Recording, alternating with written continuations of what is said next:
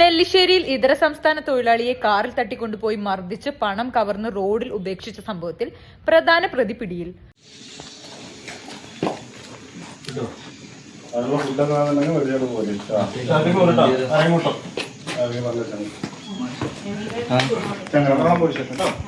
എറവക്കാട് സ്വദേശി തോട്ടുപറമ്പത്ത് വീട്ടിൽ 43 വയസ്സുള്ള മുഹമ്മദ് റാഫിയെയാണ് അന്വേഷണ സംഘം അറസ്റ്റ് ചെയ്തത്. ആഗസ്റ്റ് 11 പുലർച്ചെ 5 മണിയോടെയാണ് ജോലിക്കായി പുറത്തിറങ്ങിയ ബംഗാൾ സ്വദേശിയായ യുവാവിനെ നെല്ലിശ്ശേരിയിലെ താമസ സ്ഥലത്ത് നിന്ന് 3 പേരടങ്ങുന്ന സംഘം ആയുധങ്ങൾ കാണിച്ച് ഭീഷണിപ്പെടുത്തി ഇന്നോവ കാറിൽ കയറ്റിക്കൊണ്ടുപോയത്. കാറിൽ വെച്ച് മർദ്ദിച്ച് കയ്യിലുള്ള 2500 രൂപ അപഹരിച്ച ശേഷം മൊബൈൽ പിടിച്ചു വാങ്ങിയ അക്കൗണ്ടിലുണ്ടായിരുന്ന 8000 രൂപ ഗൂഗിൾ പേ വഴി ട്രാൻസ്ഫർ ചെയ്യിപ്പിക്കുകയും ചെയ്തു. 3 ലക്ഷം രൂപ ആവശ്യപ്പെട്ട് ഭീഷണിപ്പെടുത്തുകയും ക്രൂരമായി മർദ്ദിക്കുകയും ചെയ്ത ശേഷം 2 കിലോമീറ്റർ അകലെ കുറ്റിപ്പാലയിൽ ഉപേക്ഷിച്ച് സംഘം രക്ഷപ്പെടുകയായിരുന്നു. കേസിൽ 2 പേരെ ചങ്ങരകുളം പോലീസ് നേരത്തെ അറസ്റ്റ് ചെയ്തിരുന്നു.